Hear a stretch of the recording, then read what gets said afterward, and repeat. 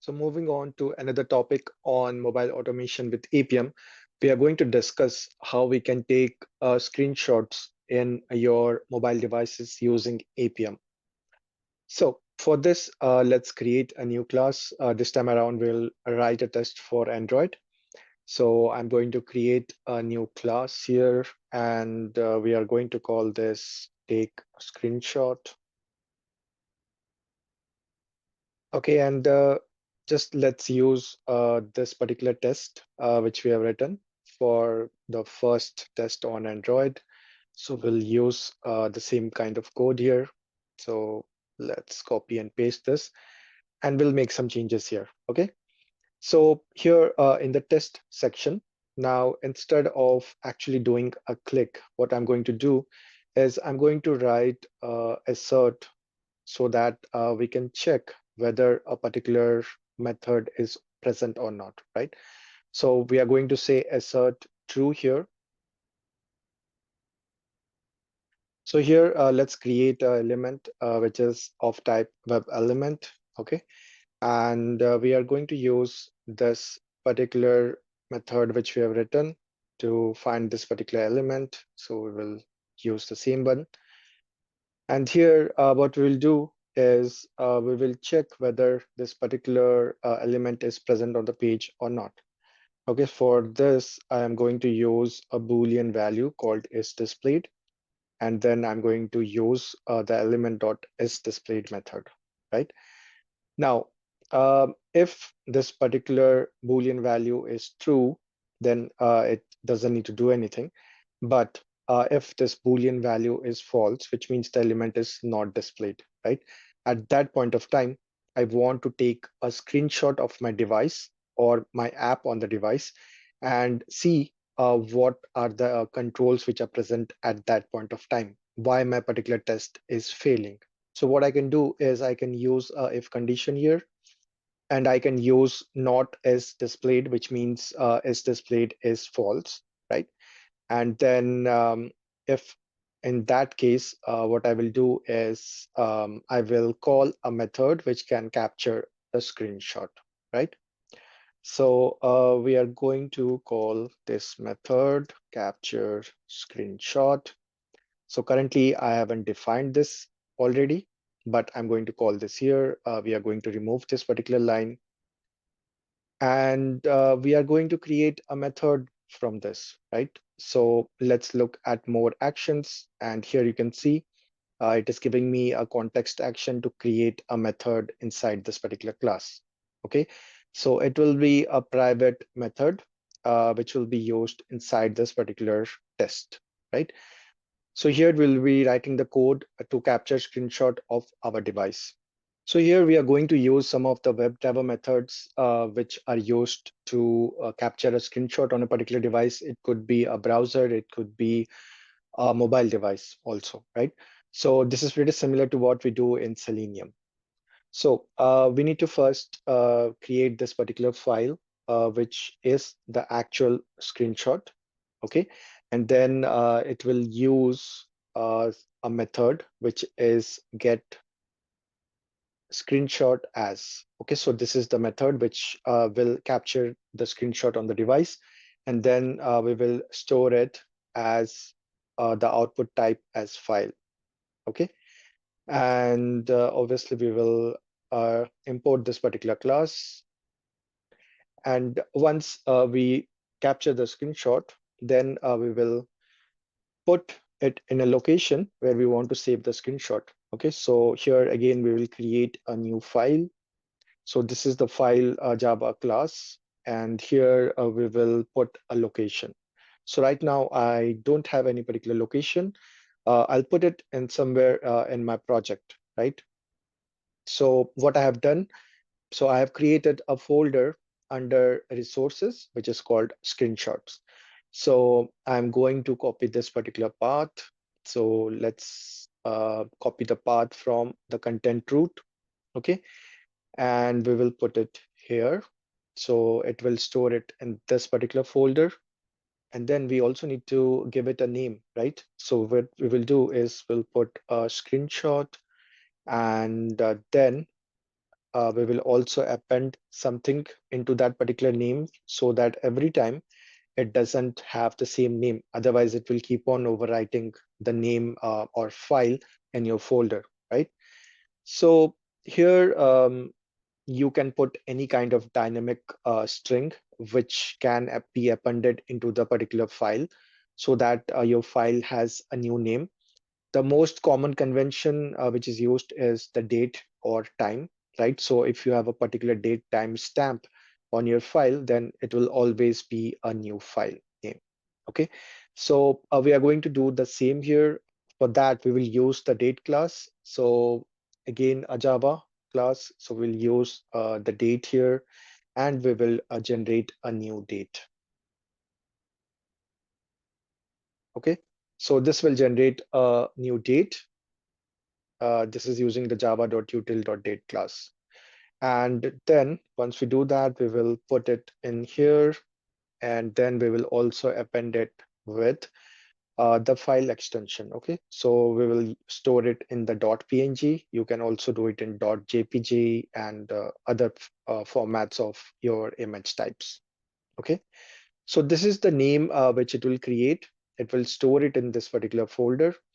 And then this is the file name, which is screenshot underscore the date time and then .png, right?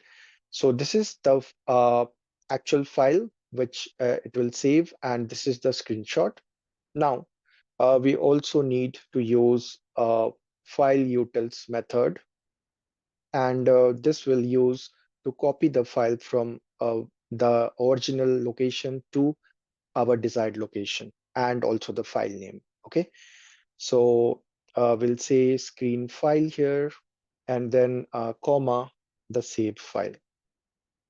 So as you can see, this copy file, it accepts two particular parameters, right? The source file and the destination file. So we both have it. It is also throwing a particular exception. So we need to handle that. What we'll do is we will add exception to method signature. We can also use try catch, but let's just throw the IO exception. And then probably we need to also throw it in the actual test method where we are calling this, or we can surround it with try catch as well. Okay. So this is like a util method, and that's why I have written a separate method instead of writing it inside the test, because you'll be using this repeatedly across different tests, right? So whenever there is a failure, you can call this a common method, which is capture screenshot, and then it will capture the screenshot and save it into the screenshots folder. Okay. So let's come back to our test. So now here, if I run this, it will probably not fail because this particular control is present in my app. I know that. But if I change this accessibility ID to something else, then it will fail. Okay. And we want to see if it fails, it captures a screenshot and saves it in this particular folder. So let's go ahead and run our test now. So we'll run the test here, and we'll also have a look at our device. Okay, so it's going to install that particular application and it is going to launch it. Then it is going to try and find that particular element which we tried to find it in our test. Okay, so our test has failed, but we didn't realize that it could lead to another exception. Okay. Now the problem here is it will never even reach to this capture screenshot method, and that's why it did not even create a particular screenshot under the folder because it failed in the first step itself, right? So it is not able to find this particular element, and it throws element could not be located or no such element exception. And then it stops the script there itself. Okay, so this was not a good way of handling this. So what we can do is we can modify it a little bit. So what we'll do here is we will put this particular line where it is throwing this particular exception in the try catch block. Okay, so I'm going to write the try catch block here, and inside this we are going to find this particular element, so that when it throws a particular exception, then we will ask it to capture a screenshot. So now what we'll do is we will remove this particular line. Okay, so we don't want to check this particular condition here, if it is displayed or not. We just want to check whether this element is present or not, so that the find element will anyways do it, right? So we will write a catch block here and we will say exception E. So that means any particular exception it raises. So what we'll do, we will go ahead and we'll capture the screenshot here. Okay. So I made some changes to the code. So we are no more using the sDisplayed method. We are just using the find element to check whether that element is present on the application or not. If it is not present, if it throws an exception, then it will go ahead and capture the screenshot at that point of time. Okay, so that's the whole motive here to capture a screenshot when there is an error. So let's go ahead and run this one more time. And this time around, we should have a screenshot in our folder. Okay, so this time around, the test did not fail because of the try catch block. Okay, and if you look inside the screenshots folder, we have got a file now. Okay, so this is the PNG file, and if I open it, you will see the screenshot of my application on my device. Okay, so this is where I can find the element which I was looking for is present or not present. Okay. And if you look at the name of this particular file or image, then it starts with screenshot underscore, and then it appends it with the current date and time, and then the .png. Okay, so the format which we have specified, it will always create this particular screenshot. Now, to even optimize this code further, we don't require to create a web element here. We can directly just use the find element. So the initial script, which I thought would work, did not work. So I made some changes, and now we are using a different way of doing this. Obviously, when you are doing some verifications, then you will use this capture screenshot in case there is a particular failure. So there are a number of ways you can use this, but you should make this particular method as a common method in your framework. And then you can call this anywhere you like. Whenever there is a failure, you just capture the screenshot of the app so that it will help you to debug the actual problem once the execution is over. That's all for this particular video. If you have any questions, then please leave it in the comments. If you like this video, then please subscribe to our channel. Thanks for watching, and I will see you in the next video.